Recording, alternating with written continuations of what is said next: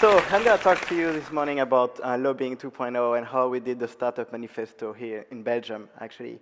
And how, because we talk about crowdsourcing week, how we actually use crowdsourcing for that. Startups are taking over the world. This is the new digital renaissance. And of course, we talk a lot about the big players like Uber, Airbnb of the world. But in fact, startups are really all around us. They are taking over Europe, taking over Belgium. And soon, they're going to be one in a neighborhood near you, in the garage next door. This is all the dots are actually startups across Belgium, and it's growing every day.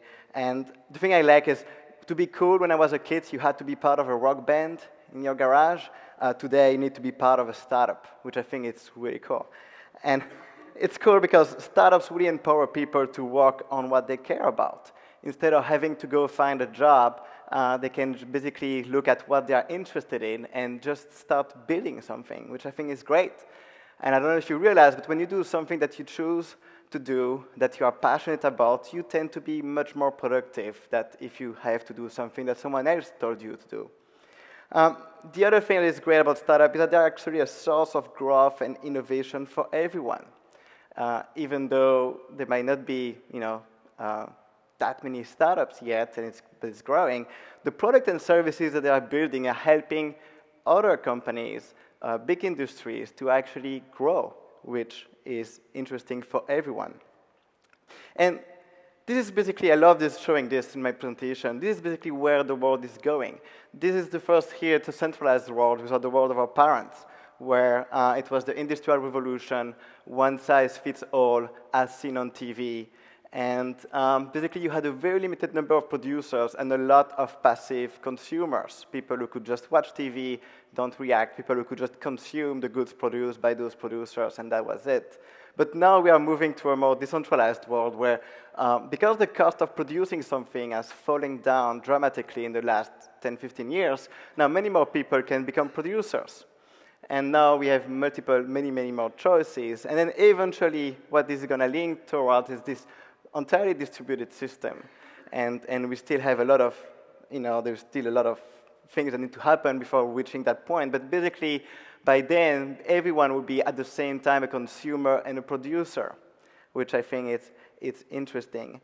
And so this is like a fundamental shift in society. And we really need to upgrade our system, our institutions, our democracy to be able to leverage that. And right now it's complicated because the world is still pretty much in the centralized way, and people who used to be able to just craft a marketing message and reach everybody in the first world, now they reach this point where actually there are not so many people who still watch the evening news, except our parents and grandparents. So it's harder for them to reach people. The only way you can reach the entire population is by actually making something worth sharing, and then people will share the message to all the network. So we wanted to help the government in Belgium and in Europe to give them recommendation about how they can actually upgrade the system to make it easier for startups to blossom. And so that's how we started the Startup Manifesto. And the biggest problem we have is, to define this new world, we need initiatives that come from the bottom. And at the bottom of this is actually all the entrepreneurs. But the problem is that all those entrepreneurs are very busy getting their product market fit right or raising their next round of funding. And so it was really complicated. So I took the opportunity of being in between startups because I sold my previous company, Storify, and I came back to Belgium, where I'm from. And then with the help of Karen Boers from Startup.be, we set up to create the Startup Manifesto. And we started by first gathering a small core group of people, entrepreneurs that were quite known in Belgium. And together, we started a call for stories. The idea was to ask everybody in the startup ecosystem in Belgium to share their own personal story of doing a startup in Belgium. And they could use whatever platform they wanted. They could use their own blog, they could use Facebook, they could use Medium, Tumblr, whatever. The only thing that mattered is that they had to share it with the BE Startup Manifesto hashtag. And so thanks to that, we ended up having more than 100 plus contributions, and we together with the core group of people that we set up, we started synthesizing and prioritizing, and yeah, we took some note. That's the way millennials, lazy millennials, do take notes. They just take pictures. And basically, we kind of applied what we do in startup, which is design thinking. So we kind of, we read all the contributions, we identify the core ideas, and then we cluster them, we prioritize them in terms of impact, in terms of cost, and all of those things to eventually arrive to these 5 ways to a startup-friendly environment. And I'm not going to actually talk necessarily about that now. I think what's the most interesting, we can go back to that if you have questions, but the most interesting things really is the journey, is the process. And the idea is that we really wanted to do a bottom-up movement, right? We couldn't just a few entrepreneurs say like, hey, this is going to be the Startup Manifesto and that's it. That would be a very top-to-bottom way of forcing the project. So we wanted to have this bottom-up movement, and by doing this hashtag, we basically enabled anyone to just start writing something without having to ask for permission. Anyone could just contribute and share it with the hashtag. The other thing that we realized is this concept of proof of work. What the problem is, once you start those debates, it's really hard to get people, all around the same ideas, and also it's easy to get a lot of trolls, as we call them on the internet. People who will just trash you or say uninteresting things. But because we actually ask people to write a story, that requires some work. And if there is one thing that trolls don't like, is work. So it was really a great way to basically avoid all of those infinite debates that you can have whenever you start talking about politics or whatever, and just only focus on people who were motivated enough to put some work. And then also, it's easy to troll something, a conversation on Facebook, if it's only going to be read by the people in the conversation. But once you need to attach your name publicly to it, it's much harder. So it also helps really get the signal out of the noise.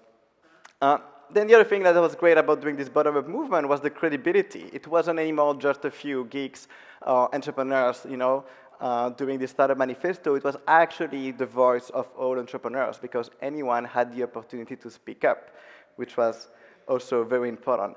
And then reach. Every time someone would actually tell a story and use the hashtag, they would actually extend the reach of the movement.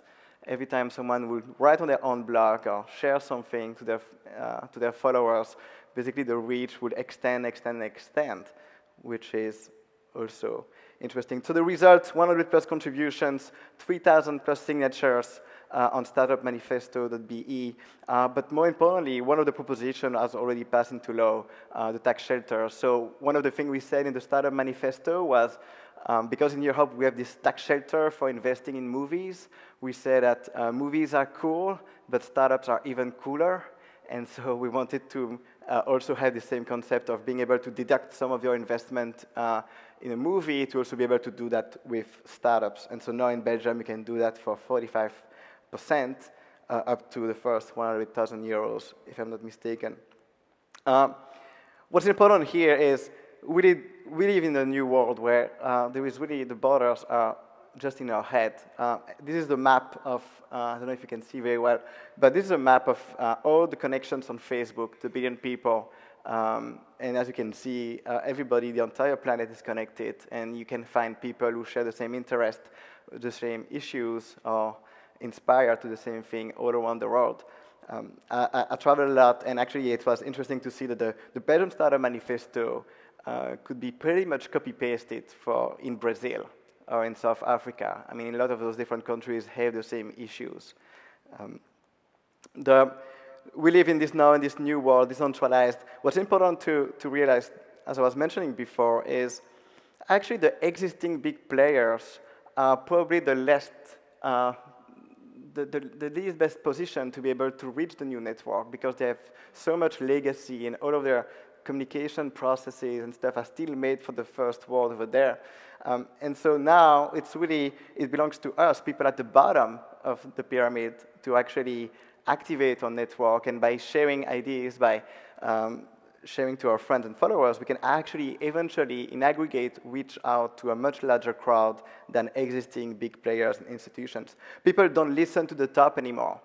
There was an interesting study recently that shows that actually the evening news on TV, which used to be the institution, right? My parents still watch that, but actually our generation basically pretty much stopped watching those things.